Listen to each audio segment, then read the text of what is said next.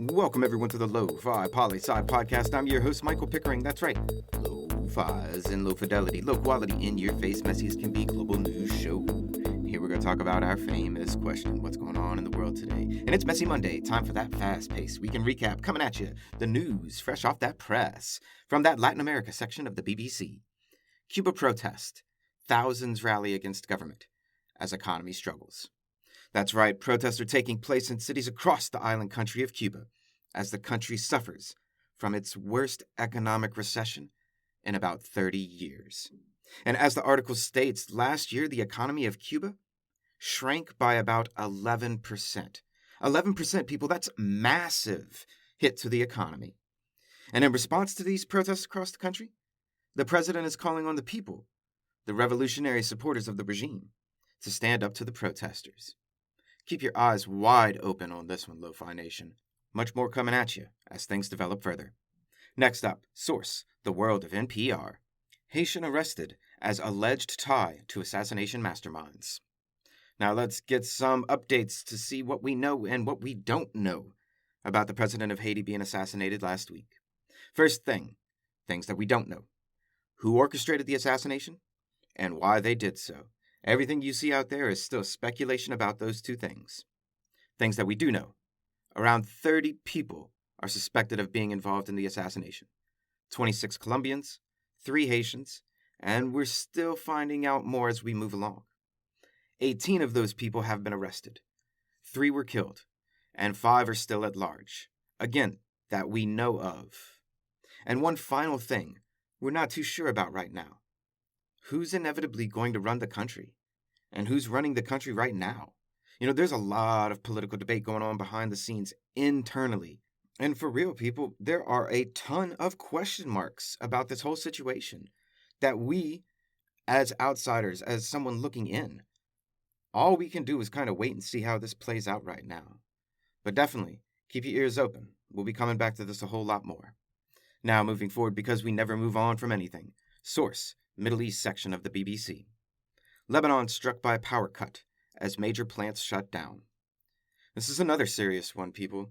Lebanon has been struggling economically, politically, and the 2 main power plants going offline really hits the people hard. You see, the fuel to power these power stations was on a ship right off the coast of the country, ready to be put into the power plants. But someone had to pay for it.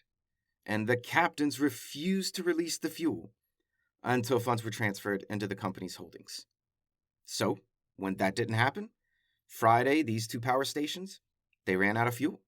And about 40% of the grid of the country was shut off.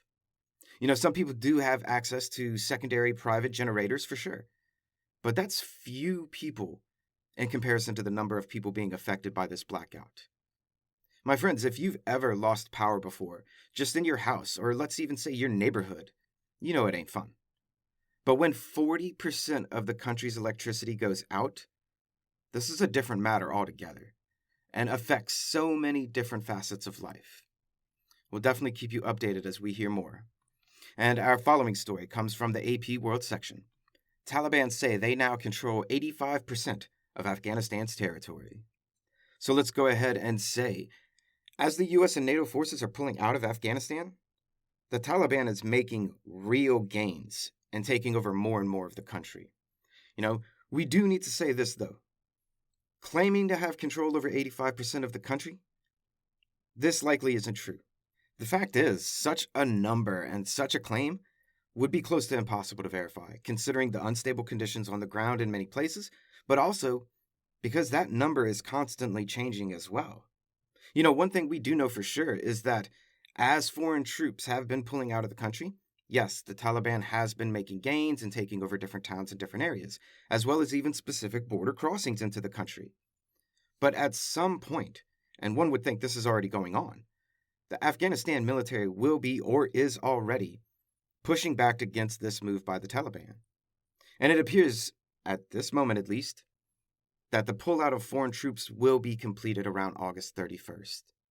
So again, Lo-Fi listeners out there, keep your ears open to this situation moving forward, because it is developing very fast. And a last piece of news to send you on your way for the day. A taste of something different, away from all the messiness of the world. But then again, still kinda messy. The tech section of the BBC. Super Mario 64 game sells for record-breaking $1.54 million at auction.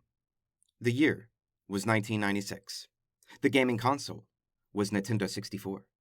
And one of the first games that came out with it, Super Mario 64. That's right, it's been 25 years since this game and gaming console came out, and a perfect condition in the packaged copy of the game sold at auction for over $1.5 million. $1.5 million? Are you shitting me? I mean, man, I love this game too, but it's only 25 years old. It's not some antique from a bygone era. It's frickin' Super Mario Brothers. $1.5 million? Please, get the hell out of here with this messiness. Mario for life, for sure. Love it, of course.